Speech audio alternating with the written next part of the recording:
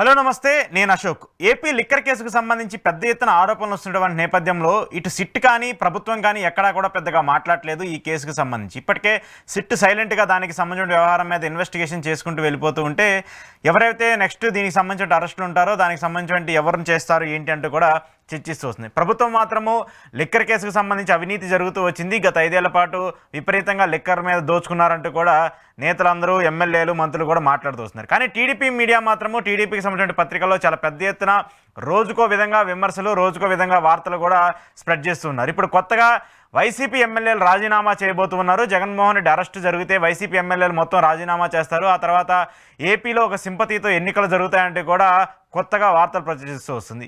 ఈ సిట్కి సంబంధించిన వ్యవహారమైనా లేదంటే ప్రభుత్వానికి సంబంధించిన అంశాలైనా కూడా ముందుగానే వాళ్ళు చెప్పే కంటే టీడీపీ మీడియా ఛానల్స్లో కావచ్చు, టీడీపీ పత్రికల్లో వస్తూ ఉన్నాయి.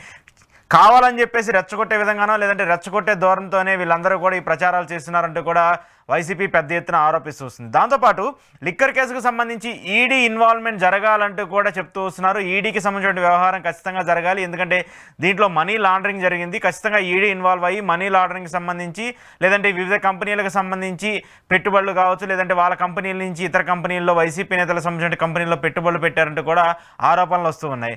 సో సిట్ దీన్ని పక్కన పెట్టేసి విచారణ కూడా జరిపించాలంటూ కూడా ఈడీ చేత కూడా చెప్తున్నారు. సో ఈ అంశాలకు సంబంధించి ఇంటర్వ్యూలో మాట్లాడదాం. ఇంటర్వ్యూలో నాతో పాటు పార్టిసిపేట్ చేస్తూ ఉన్నారు పురుషోత్తం రెడ్డి గారు. పురుషోత్తం రెడ్డి గారు నమస్తే. నమస్తే అశోక్ గారు.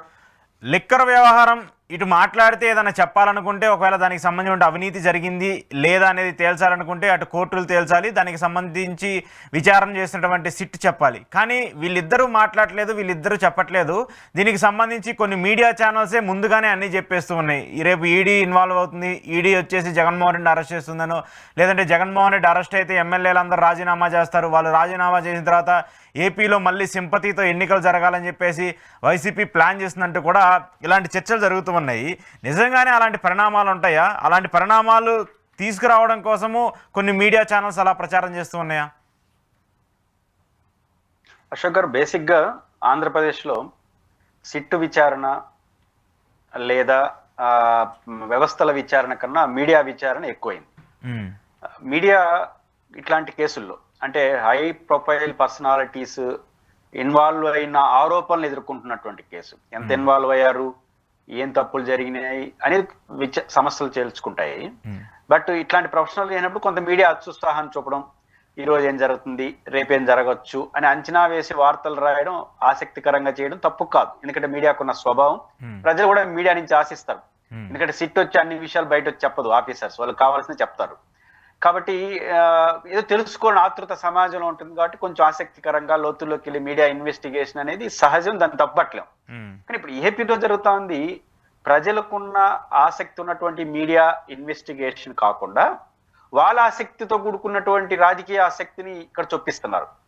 ప్రజల ఆసక్తి మేరకు హై ప్రొఫైల్ కేసు నడుస్తున్నప్పుడు ఏం జరగచ్చు, ఇప్పుడు మిథున్ రెడ్డి గారిని అరెస్ట్ చేశారు, దీని ప్రభావం వైసీపీ మీద ఏం పడవచ్చు, కొన్ని ఊహాజనితం కూడా ప్రజలు కోరుకుంటారు, దాని వార్తలు వస్తాయి. ఇప్పుడు అది కాదు, మాకంటూ ఒక అజెండా ఉంటుంది, దాన్ని ప్రజల మీద రుద్దడం. ప్రజల ఆసక్తిని వార్తగా కాకుండా మన ఆసక్తిని, మన ఇంటెన్షన్ ప్రజల ఆసక్తి పేరుతో మీడియా జరిపేస్తా ఉంది. దానివల్ల ఏమవుతారు, విపరీత పోకళ్ళకు వస్తున్నాయి. ఇప్పుడు మీరు ప్రస్తావించినట్టు వైసీపీ వాళ్ళు రాజీనామా చేసేస్తారు, రాజీనామా చేసేస్తే ఎన్నికలు వస్తాయి, ఎన్నికలు వచ్చేస్తే ఉన్న సీట్లు అన్ని కూడా పోతాయి. అంటే ఎన్నికలు వస్తాయని వాళ్ళే చెప్తున్నారు. దేనికి చేస్తారు రాజీనామా? సానుభూతి కోసం. ఏమి సానుభూతి పొందాలి? ఇప్పుడు అరెస్టులు అన్యాయం అని జనంలోకి జగన్ గారు వెళ్ళాలి. జగన్ గారు జనంలోకి వెళ్ళడానికి ఎమ్మెల్యేలు ఎందుకు రాజీనామా చేయాలి? ఇప్పుడు తెలంగాణ ఆకాంక్షలను ఢిల్లీకి ప్రతిబింబించడం కోసం ఒక ఎంపీ ఎమ్మెల్యేలను రాజీనామా చేశారు కేసీఆర్ గారు, ప్రజల తెలంగాణ ఆకాంక్ష ఇది అని చెప్పడం కోసం. ఇప్పుడు ఇది ఆంధ్రప్రదేశ్ ప్రజల ఆకాంక్ష ఎవరికి చెప్పాలి? జగన్ గారు ఏం డిమాండ్ ఫ్రేమ్ చేయాలి? కాబట్టి వైసీపీ ఏం చేస్తుందో నాకు తెలియదు, కానీ అసలు రాజీనామా చేసి ఏం చెప్పాలి ప్రపంచానికి? జగన్ గారు ఉన్న 11 మంది రాజీనామా చేసేసి మేము ఎన్నికల్లో మళ్ళీ గెలిచాడు అనుకుంటాం. ఏమవుతుంది? జగన్మోహన్ రెడ్డి గారి కేసు కారణంగా గెలిచినట్టు ఏం కాదు, ప్రభుత్వానికి వ్యతిరేకత అనుకూలత పట్టి గెలుస్తారు. పైపించు అదే మీడియా సమస్యలు ఏముంటున్నాయి, రాజీనామా చేస్తారని వారే అంటారు, రాజీనామా చేసే ఎన్నికలైతే మొత్తం పోతుంది అంటారు.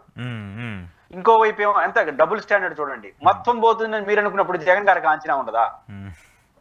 ఖచ్చితంగా ఉంటది మీడియాలో కదా. పనిచేస్తున్న మీకే అంచనా అవుతున్నప్పుడు ఉమ్. ఒక పార్టీ నడుపుతున్న ఆయనకు ఉండదా? ఉమ్. అంటే మొత్తం పోయేదానికి ఎందుకు రాజీనామా చేస్తాడు? ఓకే. అంత అమాయకుడా జగన్మోహన్ రెడ్డి గారు? పోతుందా పోదా పక్కన పెడదాం. ఉమ్. మొత్తం పోయేట్టుగా అంటే మళ్ళీ ఉప ఎన్నికలు జరిగి మొత్తం పోయేదానికోసం రాజీనామా చేసి మొత్తం ఓడగొట్టుకొని 11కో 1-2 పులివెందులో గెలిచి మిగతా 9 పోతే ఏం మెసేజ్ వెళ్తుంది సమాజానికి? జగన్ అరెస్ట్ కరెక్ట్ అని వస్తుంది. ఉమ్. జగన్ అరెస్ట్ కాదు, జగన్ అరెస్ట్ చేస్తే correct, Mithun Reddy arrest correct, ఇది వస్తుంది. దీనికోసం జగన్ గారు రాజీనామా చేస్తాడా? మీ వాదన బలం చేయడం కోసం. ఉమ్. రెండో అంశం ఇంకో మాట కడుతుంది. నిన్నటి వరకు ఏమి నడిపారు అదే మీడియా సంస్థలు? మిథున్ రెడ్డి గారిని ఎప్పుడైతే అరెస్ట్ చేశారో ఒకరొకరు జారుకుంటున్నారు. అవును. పెద్దిరెడ్డి రామచంద్రారెడ్డి గారే కొలకపూడి శ్రీనివాసరావు గారు లాంటి వాళ్ళతో మాట్లాడి నేను వచ్చేస్తాను పార్టీలోకని మాట్లాడుతానన్నారు. అంటే ఈ అరెస్ట్ ద్వారా ఉమ్. మేము తెలుగుదేశంకి వెళ్ళిపోవాలనే భయమే ఎమ్మెల్యేలకుంటే, ఉమ్. రెండు జగన్మోహన్ రెడ్డి గారు పొరపాటున ఈ డెసిషన్ తీసుకొని మళ్ళీ ఎన్నికలు జరిగి ఓడిపోతే ఓడిపోతారు అంచనా ఉంటే మరి జగన్ గారు చెప్పినట్టు రాజీనామా చేస్తారు వాళ్ళు? ఉమ్. తిరుగుబాటు చేసి వెళ్ళిపోరా? ఇదే మంచి కారణం అని చెప్పి వెళ్ళిపోరా తెలుగుదేశంకి? అంతే కదా. కాబట్టి ఇట్లాంటి అంచనా మీరే చెప్తారు. మళ్ళీ జగన్ గారు ఇది చేస్తారు. జగన్ గారు మరీ అంతా మాయకుడా? రెండు, జగన్మోహన్ రెడ్డి గారిని అరెస్ట్ చేసినా లేదా మిథున్ రెడ్డి గారు ఇప్పటి వరకు అరెస్టులు అన్యాయం అని చెప్పడం కోసం రాజీనామా చేసి ఎన్నికల్లో పోవాల్సిన అవసరం, ప్రచారం చేసి పోతారు. పైపించి ఇప్పుడు 4 ఏళ్ళు ఉంది ఈ ప్రభుత్వం ఉంటుంది. కాబట్టి మీడియా ఇన్వెస్టిగేషన్, ప్రజల ఆకాంక్షల పేరుతో మీడియా జరుపుతున్నటువంటి ఇన్వెస్టిగేషన్ తమ రాజకీయ ఇంటెన్షన్ కోసం జరుగుతున్న ఇన్వెస్టిగేషన్ ఇది. ఇట్లాంటి వార్తలు దాని తగినట్టే వస్తాయి, ఆచరణ సాధ్యం కాదు. ఈ కేసులోనే జగన్మోహన్ రెడ్డి గారు భయపడిపోయి వెళ్ళిపోతున్నారు తెలుగుదేశానికి మీరే అంటారు. ఆ తర్వాత రాజీనామా చేసేస్తారంటారు, ఓడిపోతారని మీరే అంటారు. మార్నింగ్ డిబేట్ లో ఒకటి, సాయంత్రం డిబేట్, దానికి ఉల్టా డిబేట్. కాబట్టి ఈ పొలిటికల్ ఇన్వెస్టిగేషన్ ని ప్రజల ఆసక్తికర ఇంటెన్షన్ గా మార్చేసేసి చేయడం అనేది జరగని పని. కాబట్టి నాకున్న అవగాహన మేరకు జగన్మోహన్ రెడ్డి గారు రాజీనామా చేసి ప్రజల్లోకి వెళ్లాల్సిన అవసరమూ లేదు. ఆ ఆసక్తికరమైన అంశం కూడా కాదు. కాబట్టి అలాంటి పరిస్థితులు వస్తాయని అనుకోవట్లేదు. అసలు ఇప్పుడు వాళ్ళు 11 మంది ఉన్నా కూడా వాళ్ళు చేసే పరిస్థితి ఏముంది? అసెంబ్లీకి వెళ్ళే పరిస్థితి లేదు, లేదంటే నియోజకవర్గాల్లో ఏమైనా పనులు చక్కబెట్టే పరిస్థితి లేదు, నియోజకవర్గాలకి నిధులు వచ్చే పరిస్థితులు అంతకన్నా లేవు. సో ఇంకంతమించి వాళ్ళు ఏదో పేరుకు మాత్రం ఎమ్మెల్యేలుగా ఉన్నారు కానీ ప్రజల్లో కావచ్చు, పార్టీలో కావచ్చు యాక్టివిటీ ఏం కనిపిస్తుంది? ఏం లేదు కదా. మళ్ళీ కొత్తగా రాజీనామా చేసి గెలిచినా కూడా పెద్ద మార్పు ఏమొస్తుంది? మార్పు వచ్చే పరిస్థితి ఏముండవు కదా.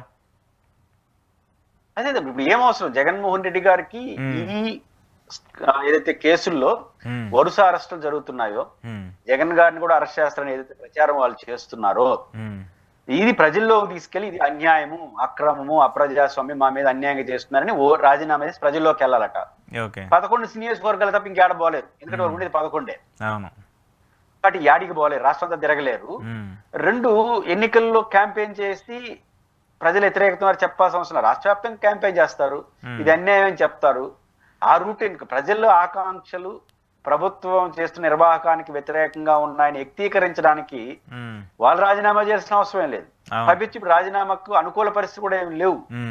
ఇంకా 4 ఏళ్ళు ప్రభుత్వం ఉంటుంది. అంత ఢీకునే ఎమోషనల్ ఫీలింగ్స్ ఎక్కడ ఉన్నాయి? ఇంకా అరెస్ట్ అయితే సింపతి వస్తుంది కదా, పార్టీకి ఏమొస్తుంది, దానికి ఏముంటది? అంతే కదా. ఇప్పుడు జగన్మోహన్ రెడ్డి గారు ఇప్పుడు తెలంగాణలో పిఆర్ఎస్ రాజీనామా ఎందుకు చేసింది? తెలంగాణ కావాలి, దానికోసం రాజీనామా అన్నారు. అది ప్రజల ఆకాంక్ష. ఇప్పుడు జగన్మోహన్ రెడ్డి గారు అరెస్ట్ కరెక్ట్ అవుతుందని ప్రజల ఆకాంక్ష ఎట్లా అవుతుంది?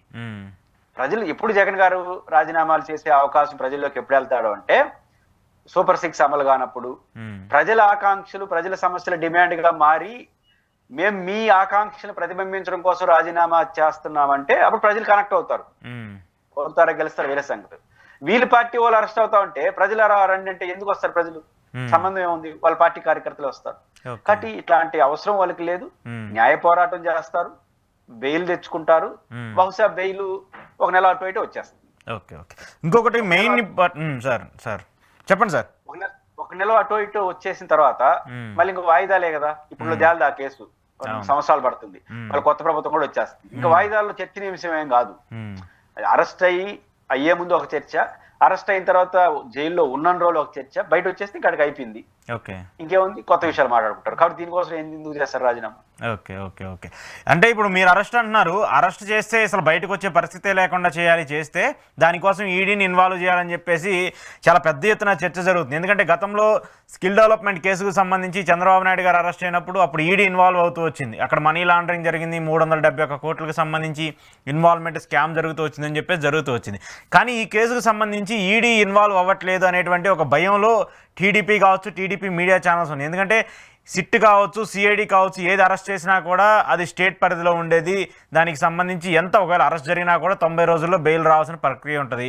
ఒకవేళ ఈడీ ఇన్వాల్వ్ అయ్యి ఈడీ అరెస్ట్ చేస్తే జగన్మోహన్ రెడ్డి బయటకు వచ్చే పరిస్థితి ఉండదు. 1 సంవత్సరం పాటో సంవత్సరాల పాటో జైల్లో పెట్టొచ్చు అనే ఇంటెన్షన్లో ఉన్నారు. దానికోసమే ఈడీని ఎట్లాగైనా ఈ కేసులో ఇన్వాల్వ్ అవ్వడం కోసం పెద్ద ఎత్తున ప్రయత్నాలు చేస్తున్నారు.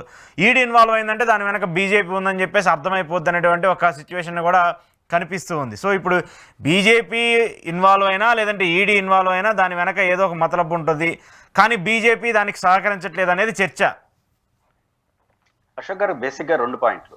బీజేపీ ఎంత దీంట్లో సహకరిస్తుంది, బీజేపీ చెప్తే ఈడీ ఎంత వింటుంది, ఎంత వినదు, వస్తే ఏమవుతుందంటే ఒక ప్రశ్న.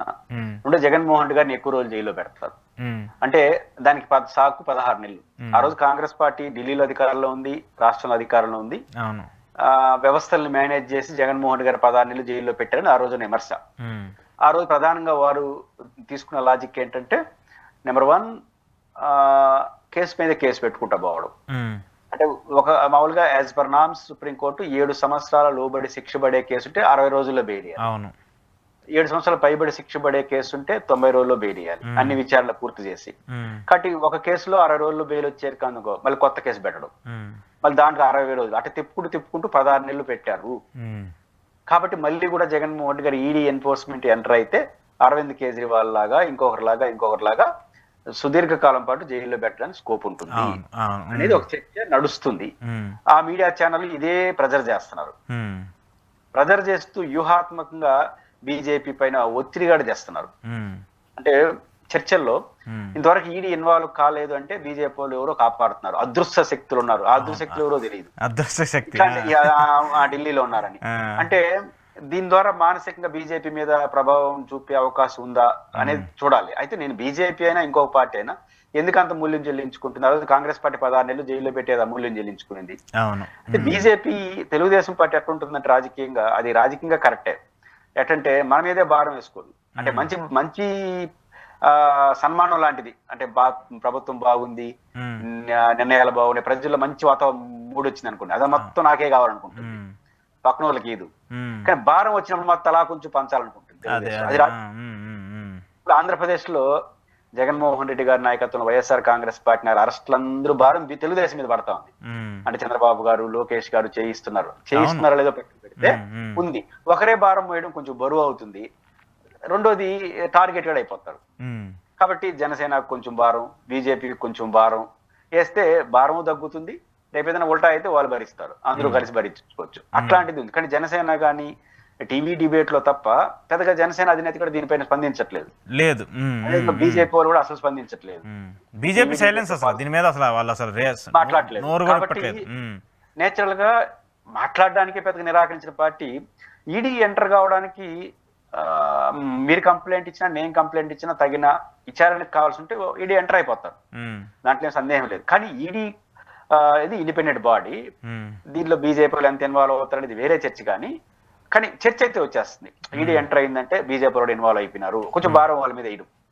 రెండోది ఈడీ ఎంటర్ అయితే ఇంకొన్ని రోజులు ఎక్కువ రోజులు పెట్టడానికి స్కోప్ వస్తుంది. ఎందుకంటే మామూలు బెయిల్స్ కన్నా ఈడీ అనేది బయట వస్తే ఆర్థిక నేరాలు చేసిన అనే పేరుతో కొంత ఎక్కువ రోజులు పెట్టడానికి అవకాశం ఉంటుంది. అందువల్ల ఈడీ ఎంటర్ అయితే బాగుంటుందని. జగన్మోహన్ రెడ్డిని అనే వ్యక్తిని అరెస్ట్ చేసిన తర్వాత చర్చ అరెస్ట్ కరెక్టా కాదా, ఈ కేసులో అన్యాయం జరిగిందా, రూల్స్ వైలేషన్ జరిగిందా లేదా అనే చర్చ పక్కకు పోయి జగన్ గారిని అరెస్ట్ చేయడం కరెక్టా కాదా, ఆ 16 నెలలు అరెస్ట్ చేసి ఏం సాధించారు అంటే స్కిల్ డెవలప్మెంట్ లో చంద్రబాబు గారిని 52 రోజులు జైల్లో పెట్టారు కాబట్టి తన కోపంతో ఇప్పుడు ఈయన అరెస్ట్ అయినా ఈ చర్చ జరుగుతుంది. అసలు విషయం పక్కకు పోతుంది. రెండో విషయం, జగన్మోహన్ రెడ్డి గారిని ఎన్ని రోజులు జైల్లో పెడితే అంత ప్రభుత్వానికి నష్టము. అది ఎందుకంటే నువ్వు జైల్లో పెట్టగలవు, కానీ ఎప్పుడైనా గమనంలో పెట్టుకోవాల్సింది విచారణ పేరుతో జైలుకి వెళ్తే అది తప్పు చేసినట్టు కాదు. విచారణలో భాగంగా వెళ్ళారు, ఉమ్, కస్టడీలోకి వెళ్ళారు, ఉమ్. జడ్జిమెంట్ ఇచ్చి తప్పు చేశారంటే అది తప్పు. అవును, కోర్టులు ప్రూవ్ చేసి శిక్ష వేస్తే అది కోర్టులో ప్రూవ్ చేసేదానికి ఈ ప్రభుత్వం కూడా మారిపోతుంది ఆ చర్చ జరిగేటప్పుడు. కాబట్టి ఇప్పుడు ఏంది, అరెస్ట్ కరెక్టా కాదా, మీరు ఒక యాంగిల్ చెప్తారు, ఒక యాంగిల్ చెప్తారు. కాబట్టి జగన్మోహన్ రెడ్డి గారు అరెస్ట్ అయితే వైసీపీకి మానసికంగా శారీరకంగా కొంత ఇన్కన్వీన్స్ వస్తుంది, రాజకీయంగా తెలుగుదేశం పార్టీకి ఇబ్బంది అవుతుంది. ఇన్ని ఎక్కువ రోజులు ఉంటే అంత కింద పెరిగిపోతుంది వాతావరణం. అవును. ఇప్పుడు ప్రజలకు సమస్యలు వస్తాయి. బహుశా జగన్ ఉంటే మా కోసం నిలబడి ఉండేవాడు కదా. ఇప్పుడు మామిడి రైతుల కోసం వచ్చాడు, కొంత ప్రభుత్వం కదిలింది. మిర్చి రైతుల కోసం పోయాడు, ప్రభుత్వం కదిలింది. ఇవన్నీ కనిపిస్తున్నాయి కదా. రేపు ఏ సమస్య వచ్చినా జగన్ అనే వ్యక్తి బయట నుండి కదులుంటాడేమో, మా కోసం మాట్లాడుతేమో అని ఒకవైపు ప్రజల్లోకి వస్తుంది. ప్రభుత్వం అన్న తర్వాత ప్రజల వ్యతిరేకత వస్తుంది ఏదో ఒక ఇష్యూ మీద. మాట్లాడే వాళ్ళు ఎవరు ఉన్నారు ఇంకా నెక్స్ట్? ఇది ఒక చర్చ. ఆ రకంగా ఆయన సానుభూతి పెరుగుతుంది. రెండో, జగన్మోహన్ రెడ్డి గారు భయపడే సమాజం, వయసురీత్యా 50 ఏళ్ళు చుట్టూ నడుస్తున్న వ్యక్తి ఏమైపోతుంది జైల్లోకి పోతే? విచారణే కదా. కట్టి నిలబడగలడు, గతం ప్రూవ్ చేసుకున్నాడు, ఈ రోజు మళ్ళీ నిలబడతాడు, పరామర్శ పేరుతో వెళ్తారు. రాష్ట్రం అంతా అదే చర్చ, జగన్ గారు అరెస్ట్ కరెక్టా కాదా, కక్షాదింప కాదా, ఇదే చర్చ నడుస్తుంది. వైసీపీ వాళ్ళకి ఏం పోయింది? ప్రెస్ మీట్ పెట్టడం, ఇంటర్వ్యూలు ఇవ్వడం, దేవుళ్ళు పూజ చేసుకోవడం తప్ప పోరాటాలు చేసే పని ఇంకేం లేదు కదా బాస్ అరెస్ట్ అయిపోయిన తర్వాత. కాబట్టి ఇది అంత సులభం కాదు. కానీ జగన్మోహన్ రెడ్డి గారిని ఎంత ఎక్కువ జైల్లో పెడితే ప్రజలు అంత ప్రభుత్వానికి డిస్కనెక్ట్ అయిపోతారు.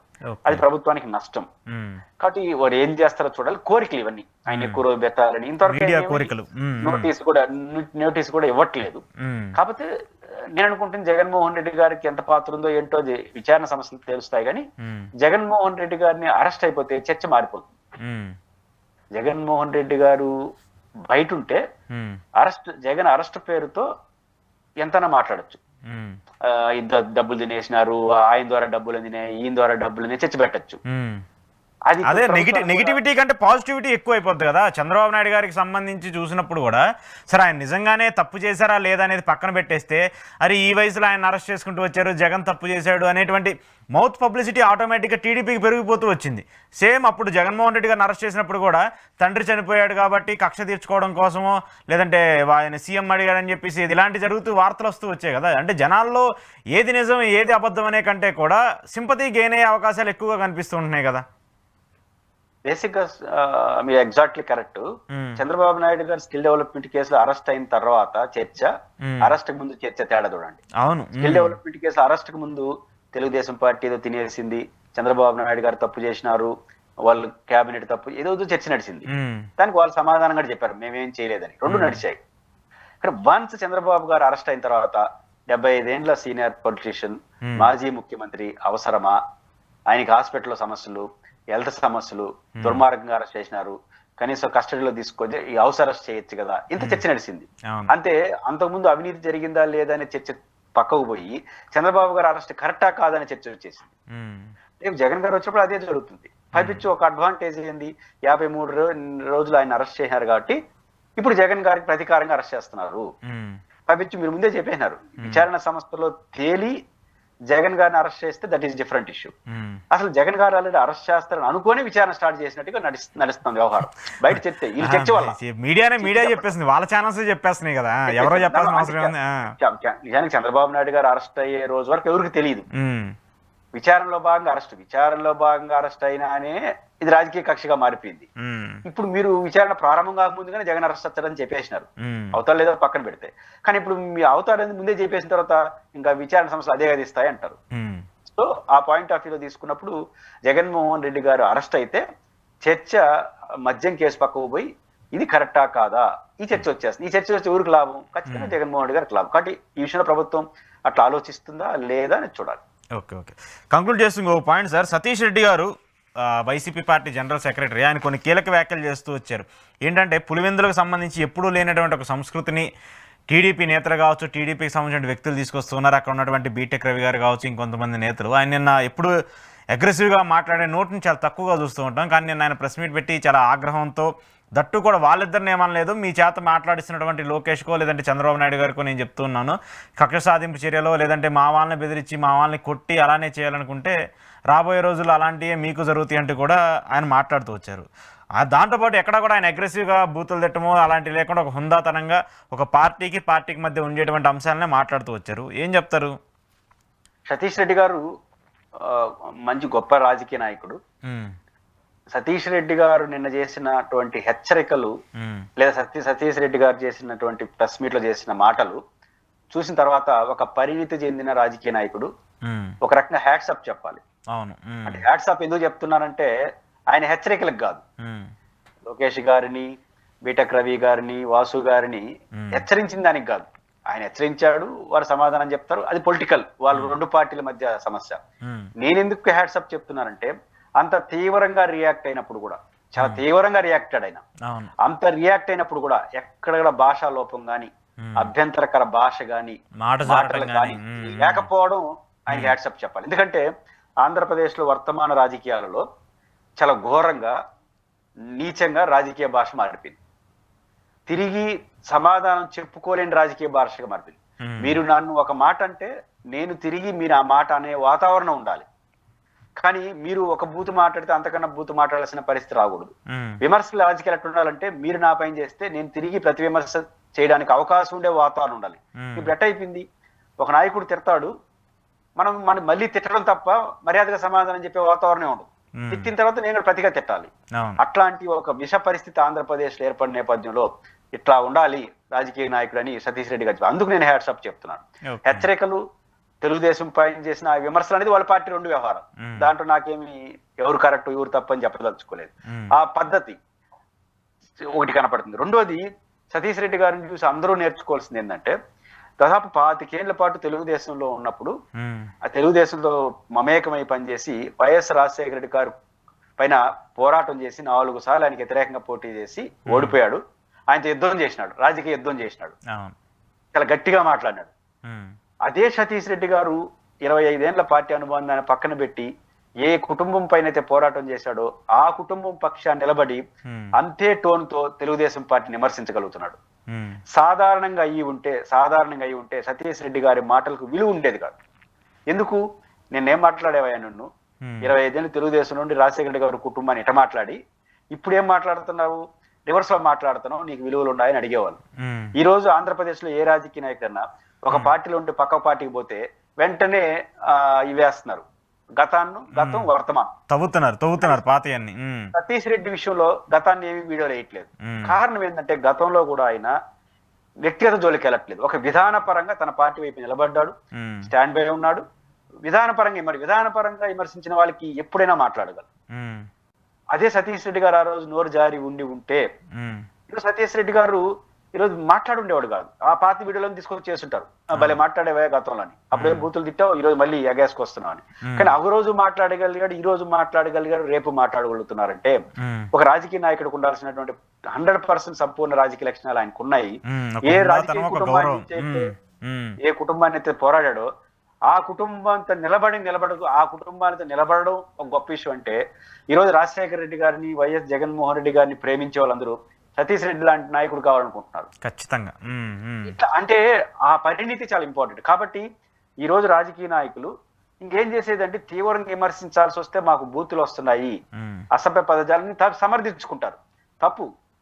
సతీష్ రెడ్డి గారు నిన్న చేసిన హెచ్చరికలు పరాకాష్ట, తీవ్ర హెచ్చరికలు చేశాడు. కానీ ఎక్కడ భాష మారలేదే, ఎవరికి అభ్యంతరకర భాష. అంటే అర్థం ఏంటంటే ఈ రోజు రాజకీయ నాయకులు అభ్యంతరకర భాష మాట్లాడుతున్నారంటే వాళ్ళకి చేతగానితనం, వాళ్ళకి భాష పట్ల అవగాహన లేనితనం, సబ్జెక్ట్ పట్ల నిబద్ధత లేనితనం, చేతగాని రాజకీయ తత్వం.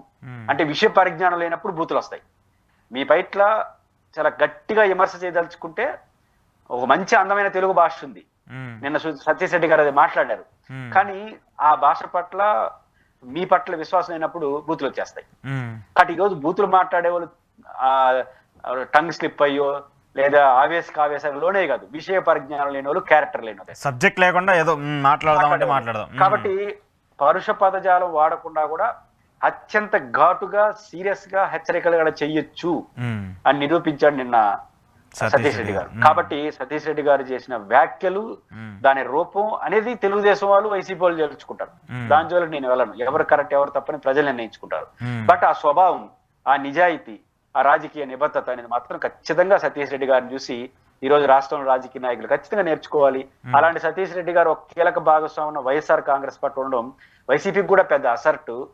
వైసీపీలో కూడా టోన్ మారిపోతూ అభ్యంతరకరంగా మాట్లాడే వాళ్ళకి మరి మనం హెచ్చరిక తలుచుకుంటే లోకేష్ గారిని చంద్రబాబు గారిని ఇట్లా కదా హెచ్చరించాలి ఉమ్, అని వైసీపీలో కూడా చాలా మందికి ఆయన ఒక రోల్ మోడల్. అవును అవును ఖచ్చితంగా ఈ విషయంలో ఆయన్ని ఖచ్చితంగా అభినందించాలి, అందరూ ఆదర్శంగా తీసుకోవాలి. చూద్దాం సార్. దీనికి సంబంధించి వైసీపీ కూడా కొంచెం ఫాలో అవ్వాల్సిన పరిస్థితులు ఉంటాయి, ఎందుకంటే ఆ పార్టీలో కూడా కొన్ని ఇబ్బందికర వ్యాఖ్యలు చేసే వాళ్ళు చాలా మంది ఉన్నారు కాబట్టి వాళ్ళు కూడా చేంజ్ చేసుకోవాలనేది కోరుకుందాం. Thank you sir, thank you very much. ఇది పురుషోత్తం రెడ్డి గారితో ఈరోజు స్పెషల్ ఇంటర్వ్యూ. చూస్తూనే ఉండండి ఈహా టీవీ.